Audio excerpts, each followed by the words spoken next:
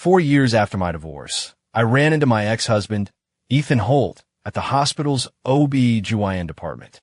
He looked completely shocked to see me, his fingers clenching a lab report. His eyes landed on my hands, and his voice was laced with apology as he began, "Sonny, your health? I'm Phoenix. It's just a routine checkup." I cut him off, surprised at how calm I felt seeing him again. I started walking, eager to get away from there. Ethan hurried after me. "Sonny, I'm so sorry about what happened back then. Mr. Holt, you should probably go find your wife. Don't keep her waiting." I cut him off as soon as he spoke. When he paused, I turned and walked away even faster. But Ethan caught up again. "Sonny, where are you going? Let me give you a ride." At first he just kept talking, but when he saw I was ignoring him, he reached out and grabbed my arm. The hospital hallway was crowded, and I instantly wrenched my arm free. "Mr. Holt, please respect my personal space." Ethan's face darkened, but that wasn't my problem. I just wanted to get out of there, but he suddenly grabbed my hand again. "Where do you live? I'll drive you." "That's not necessary." I stepped back, putting some distance between us. My voice was steady when I spoke. "I wouldn't want your wife to get the wrong idea." Everyone knew how he doted on her, and how prone she was to jealousy and throwing fits. As I turned to leave, I thought I heard Ethan say something else. The hallway suddenly got louder, and I couldn't make it out. Not that I cared. I started walking again, but Ethan raised his voice. "Sonny, should we exchange numbers? So you can call me if you're ever in trouble." I stopped in my tracks, looking down in silence. I had deleted every trace of him when we divorced, wanting a clean break. Why did I want to reconnect now? What was he up to? Did he think I was struggling and wanted to offer some kind of compensation? "No, thank you," I said firmly. "Honey, I was looking for you. The doctor said you had the results. I was just calling your name, but you didn't hear me. Who are you talking to?" A woman suddenly appeared and linked her arm through Ethan's. Her smile froze for a second when she saw me, but it quickly returned, wider than before. "Sis, it's you. Where have you been all these years? Dad has been so worried." I was a little slow to react, but Candy was already linking her arm through mine with practiced warmth. "That's right. She's my sister, and Ethan's current wife. We all thought you'd moved out of state. Some people even said you'd left the country. Since we've run into each other, you should come home with me. Dad misses you so much."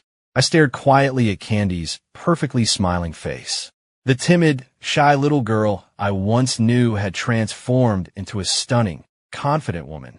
I took a step back, creating space between us, and offered a polite, distant smile. "When I got divorced 4 years ago, I lost my home." My throat tightened as I said it. The wound from all those years ago was still so deep. The smile on Candy's face faltered for a moment before she plastered it back on, even brighter this time. "Sis, don't say that. Dad always said our house is your home forever. I know you're still upset about what happened, and we shouldn't have hidden it from you. But you were so good to me and Ethan. You helped us, and I'll always be grateful for that." Ethan gave Candy a gentle tug, his voice full of affection. "Candy, that's enough." Watching one of them dredge up the past while the other tried to smooth it over, I had a laugh. I always knew they were incredible actors. Candy tilted her head and snuggled against Ethan's arm, looking perfectly obedient. "Okay, whatever you say. I know you're just worried about my terrible morning sickness." Her words were for Ethan, but the message was clearly for me. She was pregnant. My hand in my pocket clenched into a fist. I saw Ethan stroke her hair, his eyes flicking toward me for a moment. That adoring look he gave her used to be mine. Even though I learned later it was all a lie, I had once been completely lost in it. 6 years ago, Candy and I were kidnapped together. As I'd expected, my father chose to save Candy. I huddled in the corner, terrified, watching as 4 huge men grinned menacingly at me. I braced myself, ready to fight them to the death. Just then, Ethan came crashing through the iron door like a hero from a movie. He took down all 4 kidnappers by himself and saved me. That rescue thawed my frozen heart, and Ethan found his way in. When he confessed his feelings for me, I accepted without a moment's hesitation. I believed a man like him was someone I could spend my life with. When he proposed, he rented every digital billboard in the city to display his vows. He gave me the wedding of the century and promised me, "Sonny, I will protect you for the rest of our lives." I believed him completely. After we were married, I knew Ethan wanted children, so I hoped to get pregnant soon. 3 months after our wedding, my wish came true. Ethan was so excited when he found out that he picked me up and spun me around. I felt like I was floating on a cloud of happiness.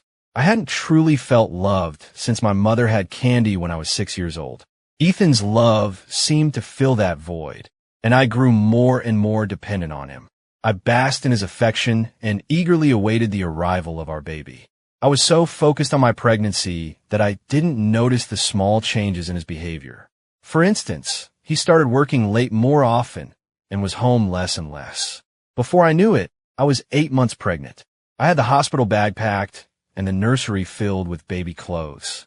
But all my hopes and dreams turned to ash in a single night. One night, when I was 8 months along, I had just fallen asleep. I was choked awake by thick smoke and opened my eyes to see my home was on fire. In a panic, I called Ethan, but he didn't pick up. He always answered within a few rings, but that night, the phone just rang and rang. I huddled beneath the window, feeling my strength fade after calling 911. Thick smoke poured into the room, and I wrapped my arms tightly around my stomach, as if that alone could keep my baby safe. Just when I thought I was going to die, Ethan kicked down the door and carried me out of the burning bedroom. I passed out in his arms.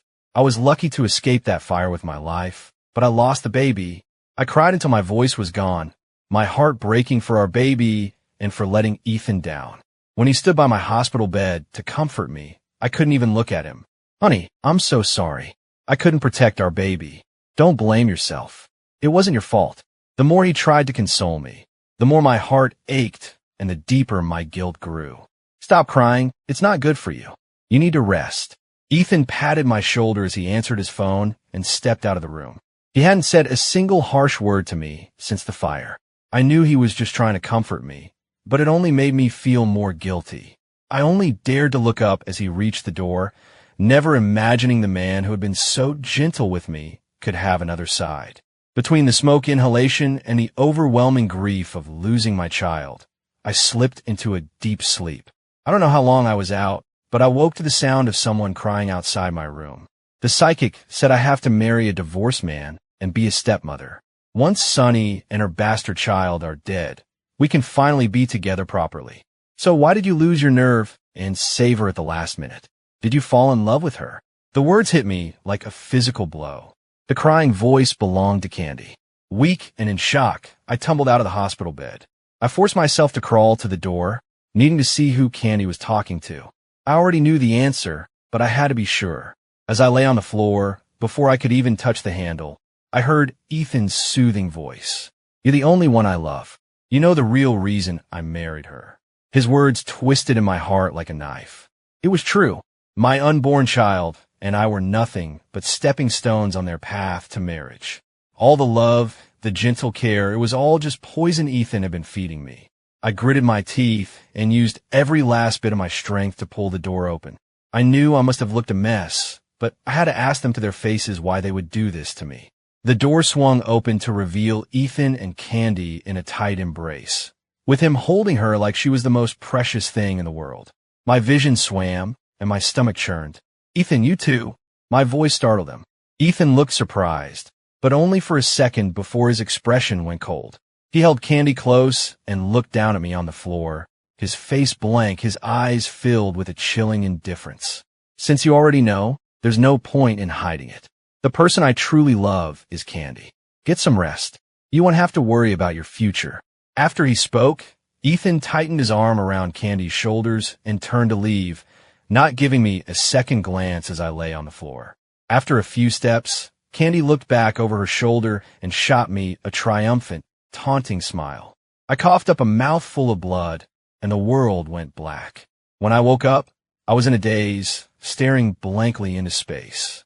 No one came to visit me after that. I don't know how long I stayed in the hospital until Ethan finally showed up to discharge me. "You were 8 months along. It's like giving birth. You'll need to keep recovering at home," Ethan said softly, standing beside me. His tone was so casual, as if I hadn't just caught him with Candy. I stared ahead blankly, not looking at him. Ethan had someone pack my things, and when he came to help me up, I shoved him away like a startled animal. He clearly wasn't expecting such a strong reaction. and he frowned at me. Sonny, I know this is hard to accept, but the truth is I love Candy. Don't worry, you'll be taken care of for the rest of your life. I've made all the arrangements. I snapped my head up to glare at him. If you love her, why did you ever get involved with me? Just because some fortune teller said she had to marry a divorced man and be his stepmother, you used me and my child as your stepping stones? Tears streamed silently down my face, each one a painful reminder. Ethan's eyes hardened, the tenderness I once knew completely gone. Sonny, you don't need to know all the details. Just know that I won't let you suffer. You'll be comfortable for the rest of your life. Now let's go home. He didn't give me a chance to argue, roughly pulling me out of the room. As we stepped outside the hospital, I felt a wave of disorientation. I remember it had been early spring when the fire happened. Now it was the middle of summer. The sunlight was blinding. I flinched, and Ethan pushed me into the car. He drove me to an unfamiliar house. You'll recover here. Be good and listen, he said, before closing the door and leaving me there. I sank to the floor. Only later did I understand what he meant by be good. That evening, I heard voices outside. It was Candy. Honey, you promised me. You said as soon as you divorce Sonny, you'd throw her out. You can't break your promise. I've waited so long for this day. So that was what they were waiting for. In that case, maybe I wouldn't give them what they wanted. From that day on, I became perfectly obedient. But my obedience was a cover for gathering evidence of their affair. As long as Ethan and I were married, their relationship had to stay in the shadows. I secretly installed hidden cameras in the house, and the videos of him and Candy together were sent directly to my phone. I was patient enough to wait for the right moment, but Candy was getting anxious. She would at least pretend to be nice to me when Ethan was around. But the moment he was gone, her claws came out, and she treated me like dirt. One day, when Ethan was out, Candy started her games again, deliberately showing off the love bites he'd left on her neck just to provoke me. I ignored her. Ever since the truth came out, I hadn't bothered being pleasant to either of them. Sis, Ethan says he's going to divorce you in the next few days. I hope you'll be mature about it. You need to understand. The only reason Ethan married you was because of that psychic reading Mom and Dad got for me. I was destined to marry a divorced man and be a stepmother. Her words finally ignited my anger. I looked up and glared at her, my hands clenched into fists. I always knew my parents favored her. I thought Ethan's love had finally balanced the scales, but it turned out that was always meant for her too. What's wrong? You got a problem with that? Go on, hit me. Candy taunted, leaning in close. She wasn't always like this. Even though our parents spoiled her, she used to be sweet. I once thought she was the only one in the family who was ever kind to me. Candy kept taunting me, daring me to hit her, but I wouldn't give her the satisfaction. I just shot her a hateful glare and tried to walk past. Just then, she heard the front door open. She grabbed my hand and slammed it into her own stomach. As Candy screamed, she threw herself backward into the corner of a table. Ethan, honey, my stomach. It hurts so much. My sister. She pushed me, she cried out, clutching her stomach as Ethan rushed into the room. I didn't. I knew it was useless to explain, but I screamed it anyway. Ethan shoved me so hard I fell, my head cracking against the wall as warm liquid trickled down my skin. He ran straight to Candy, where a pool of bright red blood was spreading beneath her. Candy had been pregnant, but she miscarried. She cried herself unconscious several times at the hospital. Ethan was heartbroken, but my parents were even worse. They came to the house just to scream at me. Sonny, you deserve to die for what you did to Candy. I was mostly numb to their verbal abuse by then. But when Ethan threw the divorce papers in my face, I felt a sharp pain in my chest. I had convinced Candy to wait on the divorce, but you made her lose her baby. She's devastated. Sign these now. I promised her a wedding next month. I stared at the papers for a few seconds before looking up at Ethan. In his eyes, I saw my own reflection. A large, dark red gash marred my forehead where he'd shoved me against the wall. The blood had dried, making it look even worse. Ethan seemed startled by my appearance. He opened his mouth to say something, but stopped. I just laughed. You want me to step aside so you could be a divorce and marry her? In your dreams. Ethan strode over and grabbed my chin, yanking my head up. The man I once knew was gone, his eyes filled only with disgust. Sonny, if you had just left Candy alone, I would have taken care of you for life. But you made her cry, so now you have to pay the price. How ridiculous. As if I ever wanted charity. And even now, for years later, they haven't changed. Just like Candy, still clinging to my arm and putting on her sweet act. Sis, if you don't want to come home, we could go grab a bite to eat together. I pulled my arm away, putting space between us. Sorry, I'm in a hurry. With that, I turned and walked away without a backward glance. I heard Candy's worried voice behind me. Honey, go after her. She must have had such a hard time all these years. It's fine. Let's go talk to the doctor about you. Ethan's voice grew fainter as I walked away. I let out a bitter laugh. Their acting skills had only gotten better over the years. But how they acted wasn't my problem anymore. I just needed to get away. Stepping out of the hospital, I took a deep breath. Some things are etched so deeply into you that they're impossible to forget, and they were one of those things. But I hadn't thought about them much these past 4 years. If I hadn't run into them today, I might have forgotten their faces entirely. I pulled out my lab results as I walked, but before I could even read the first line, I heard hurried footsteps behind me. Sonny, it was Ethan's voice. He was calling me, but I wanted nothing more to do with him. I started walking faster, but his next words stopped me dead in my tracks. What did you just say? Say it again, I asked, turning around slowly, my voice trembling. My eyes began to burn. Seeing that I had stopped, Ethan walked toward me. His words were still ringing in my ears. But I couldn't believe him. Ever since I learned the real reason he married me, I knew better than to trust a single word he said. Ethan was standing in front of me now. He reached for my arm, but I pulled away. I said nothing, just waited for him to answer. Seeing the look on my face, he spoke again. I know how much you care about the baby. Get to the point, I snapped, cutting through his nonsense. Ethan stared at me intently. Sonny, you've really changed. I laughed coldly. Of course I have. If you're not going to tell me, I'll find out myself. I turned to go, but Ethan grabbed my arm. His name is Pudding. He's a boy. My entire body went rigid. A moment ago, when I tried to walk away, Ethan had shouted after me. Our child didn't die back then. That's what had made me stop, but I was still struggling to believe it. I had chosen the name Pudding when I was 3 months pregnant, deciding it would work for a boy or a girl. He's doing well. He just misses his mother, Ethan added, seeing my shoulders begin to shake. I was stunned, and a desperate hope bloomed in my chest, but I couldn't let myself believe him. I fought to control my emotions and asked calmly, Does Candy know he exists? You're the one who told me my child should never have been born. I tried to swallow the rage buried deep inside me, but the memories came flooding back, and I couldn't stop myself from yelling. After Candy lost her baby, Ethan had tried to divorce me, but I refused and threw the papers right back in his face.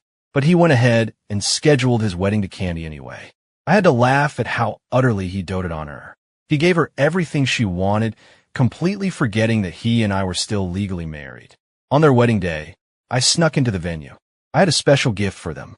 Just as Ethan and Candy were about to exchange rings, I played the collection of intimate photos and videos I had gathered of them on the main screen.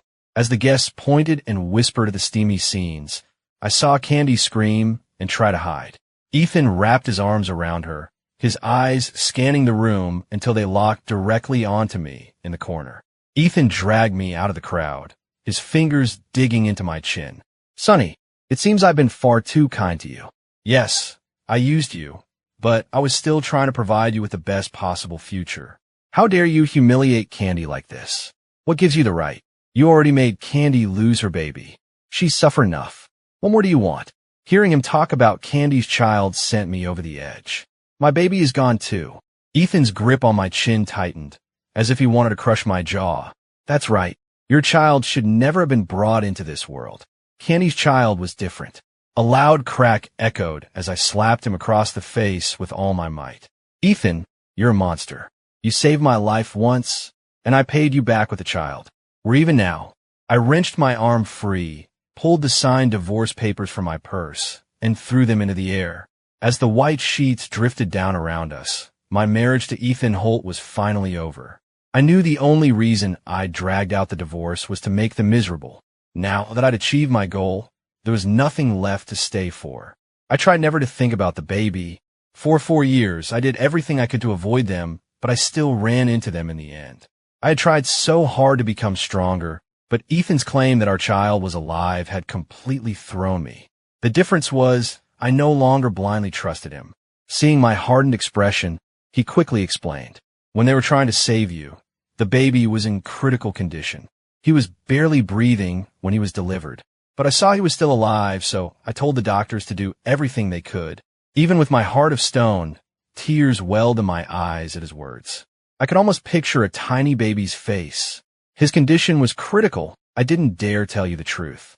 On top of that, Candy was hysterical and insecure, and then everything else happened, and we divorced.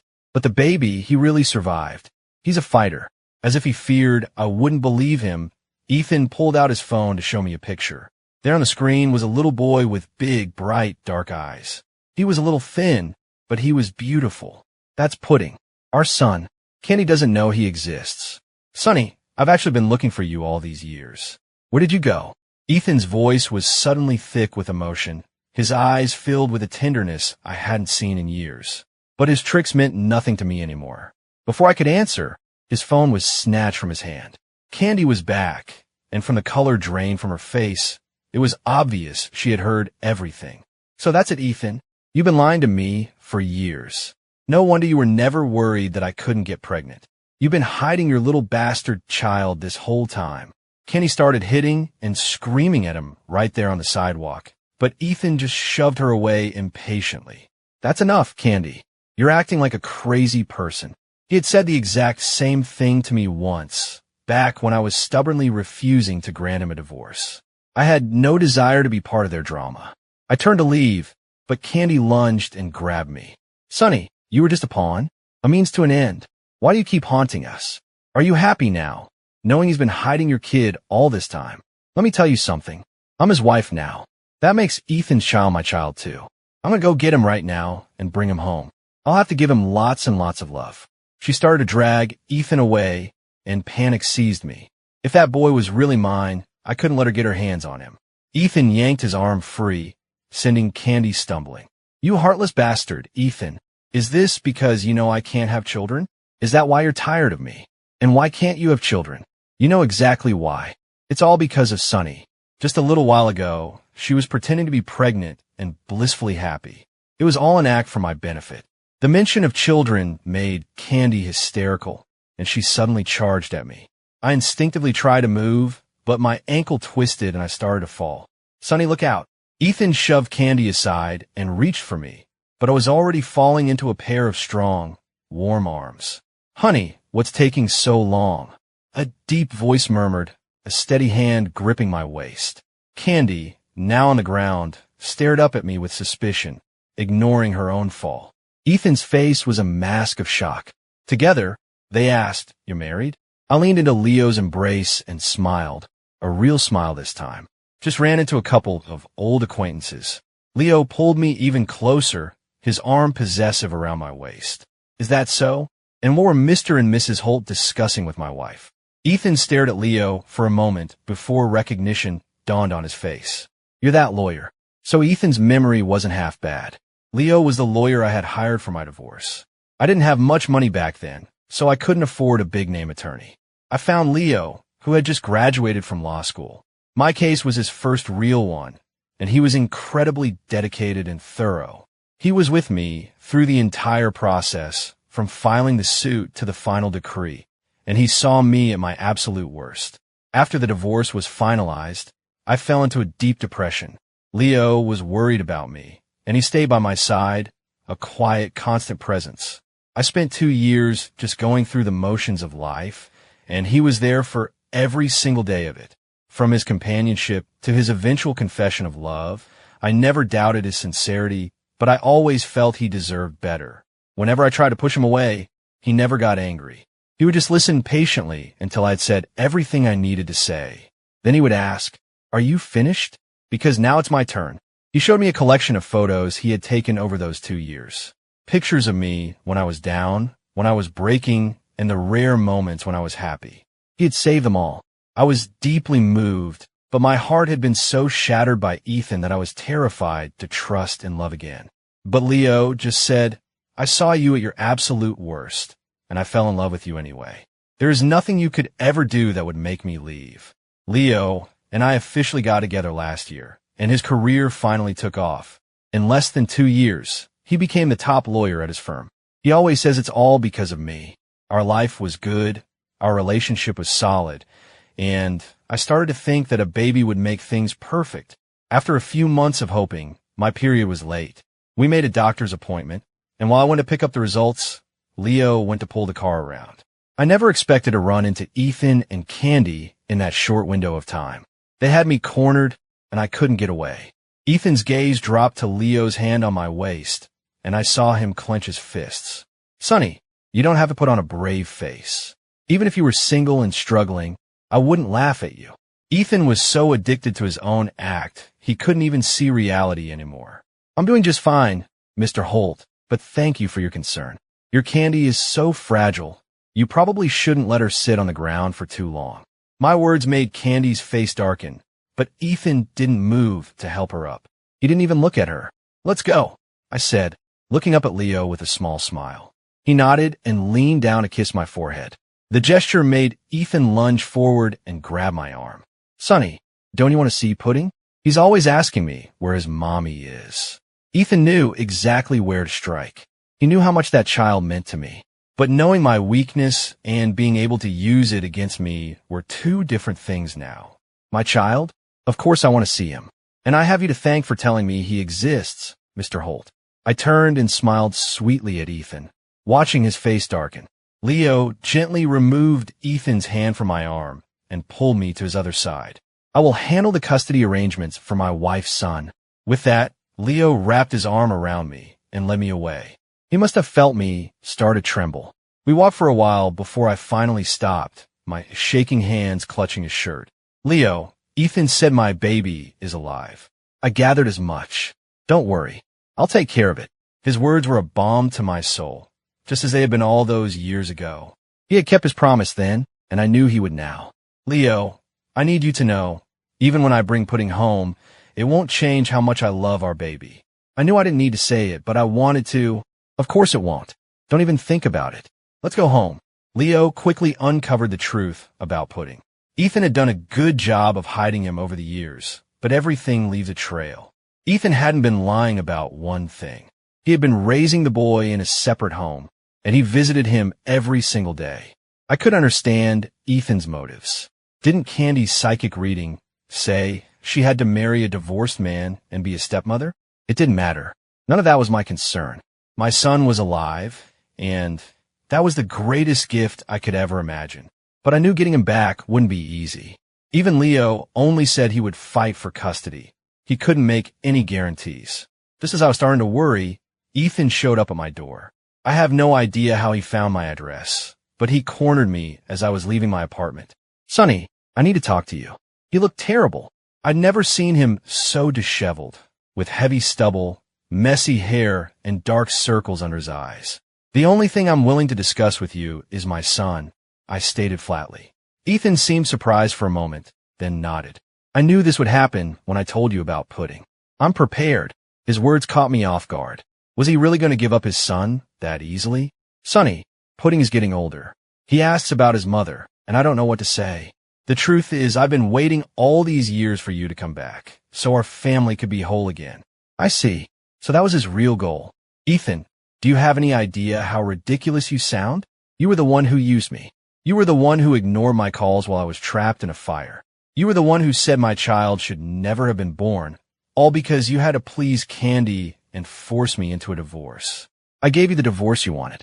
My son, and I paved the way for your great love story. And now you're here pretending to be the devoted father? Does Candy know about this little performance? Ethan looked genuinely pained, his brow furrowed. My original intention was to use you, I admit it. But somewhere along the way, I changed my mind. I cut him off with a cold laugh. I've heard that line from 100 different guys. They all say they regret it, that they secretly fell in love. But the damage you did is something I can never forget. The only thing we have to discuss is Pudding. Give him to me. My voice rose, my emotions getting the better of me. Sonny, please, just give me one more chance. It was only after you left that I realized what I felt for you. I regret everything. My feelings for Candy were from before. After I married you, I realized how wonderful you were. I didn't ignore your call during the fire on purpose. Candy was right there with me. But I came back to save you in the end, didn't I? Candy couldn't wait for the divorce. I think she sensed my feelings for you were changing, so she set the fire. His words exploded in my mind. My pupils dilated in shock. All this time, I thought the fire was an accident. It wasn't. Candy said it. Even if Candy was the one who said it, you knew, didn't you? If you had any conscience at all, you would have stopped her. What's the point of telling me this now? I wasn't heartbroken by their cruelty anymore, just shocked by the depths of it. I didn't want to speak to him for another second. As I turned to leave, Candy came storming up the walkway. She looked as bad as Ethan, her face drawn and her hair a mess. This was the woman who never used a step outside without full makeup. Ethan, I knew I'd find you here with her. What you just said was true, but are you brave enough to tell Sunny the whole truth? Candy's eyes were filled with disappointment as she looked at Ethan. When her gaze shifted to me, it was pure hatred. Sunny, you probably hate me most of all, but don't forget Mom, Dad, and Ethan all had a hand in getting you here. Did you really think that kidnapping was random? Did you think it was just a coincidence that Ethan showed up to save you? It was all part of the plan. Mom and Dad adored me, and after that psychic reading, they were desperate for a solution. I already knew Ethan back then, and eventually, they came up with the idea of using you. The kidnapping was the perfect way for Ethan to get close. A classic hero rescuing the damsel in distress. They knew you'd fall for him. You would have his child, then you'd divorce, and all the conditions of the prophecy would be met. But I never expected Ethan to have second thoughts about divorcing you. I could see he was hesitating. I couldn't let that child be born. A child would have tied you two together. So yes, I set the fire. But Ethan knew about it beforehand. I was with him while it was burning. The bastard couldn't control himself and ran back in to save you. Candy grew more and more agitated as she spoke. Her eyes so red, they looked like they might start to bleed. Every word was a needle in my heart. I already knew how much they had hurt me, but this was a new level of pain. This was the first time I was hearing the whole story. Even with the walls I'd built around my heart, her words still found their way through. Ethan grabbed Candy and slapped her hard across the face. The plan was to marry Sunny, have the baby, and get a peaceful divorce. Not to kill her. You're the one who broke our deal. The slap seemed to drive Candy insane as she launched herself at Ethan. You broke the deal too. You started to care about her. Ethan grabbed her wrists and threw her to the ground. I never knew you were so evil. She's your own sister. And your parents, poor Sunny. Their bickering was quite the spectacle. It was the first time I'd ever heard Ethan express any pity for me. Candy scrambled up from the ground, and they started fighting again. I calmly backed away, only to be steadied by a pair of strong hands as a familiar presence surrounded me. I turned to see Leo standing there. He put his phone away and pulled me into his arms. He looked over at the still scuffling Ethan and Candy. For the record, I've recorded everything you both just said. Now, there are a few things you need to understand. First, Mr. Holt, you will voluntarily transfer full custody of Pudding to Sunny. Second, I will be opening a full investigation into the kidnapping and arson incidents. And third, my wife is pregnant. I am warning you both never to harass her again. With that, Leo wrapped his arm around me and we walked away, leaving the two of them still screaming at each other behind us. Leo was true to his word. He launched an investigation into the kidnapping. My parents were implicated and they confessed to their involvement immediately. They showed no remorse. Reading through the files Leo brought home, I finally understood why they had always disliked me. My mother had a difficult labor with me, one that almost killed her. They believed I was bad luck, and that's why they never loved me. Leo held me and whispered, "They're the unlucky ones for not realizing what a blessing you are." I've slowly come to terms with their feelings for me, whether it's family or a partner. I've learned not to waste my energy on people who never truly cared for me. The kidnapping investigation implicated both Candy and Ethan. Between the kidnapper's testimony, my parents' confession, and Leo's recording of Candy, they didn't have a leg to stand on. The trial for the arson charge also proceeded smoothly. Candy tried to deny everything at first, but Ethan didn't fight it at all. He even voluntarily confessed to every detail. In the end, they were both convicted on multiple charges. Candy was sentenced to 5 years in prison and Ethan to 3. My parents also faced legal consequences for their actions. Leo handled the entire prosecution. I never had to appear in court. After the sentencing, Leo told me to be patient. Getting pudding was the next step. Unexpectedly, the very next day, Ethan requested a meeting with Leo. When Leo arrived, Ethan looked behind him, probably searching for me. Leo sat down and gestured for Ethan to do the same. Sunny isn't here, and she won't be coming. You can say whatever you need to say to me. The light went out of Ethan's eyes, and he slumped into his chair. He hesitated for a moment before speaking. I wanted to apologize to Sunny. I've been wanting to tell her I'm sorry for a very long time. Also, I'm signing over full custody of pudding to her. I failed both of them. As he spoke, Ethan buried his face in his hands, his shaking shoulders revealing his silent sobs. Leo watched him, his expression unreadable. He had probably seen this kind of scene 1,000 times before. When Ethan finally composed himself and looked up, he spoke. Sunny is a good woman. It was my loss. You have to treat her well. A small smile played on Leo's lips. You don't have to tell me that. I promise you, I will love her more tomorrow than I do today. And let me tell you something else. You made a lot of mistakes, but the single best decision you ever made was letting her go. And the next time you see us, don't call her Sunny. Her name is Mrs. Miller. With that, Leo stood and walked away, his posture tall and confident. The day we went to pick up pudding, I was a nervous wreck. I kept rehearsing what I would say to him. The moment the small boy stepped out of the car, I couldn't stop myself from running to him. He was small for his age, a little thin for being born prematurely. He looked at me with wide, curious eyes, a hint of surprise mixed with his confusion. He looked away from me and up at Leo. Mister, is she my mommy? Leo gently ruffled Pudding's hair. Yes, she is. She's your mommy. At that, the tears I'd been holding back finally fell. I took a few steps closer and knelt down in front of him, reaching out a trembling hand to touch his cheek. I'm your mommy, Pudding. I'm your mommy. I pulled him into a tight hug. He was so small in my arms, but feeling his tiny heartbeat against mine filled my heart completely. Leo bent down and lifted Pudding into his arms. Then he took my hand, and together we walked toward our home. The setting sun stretched our shadows long before us.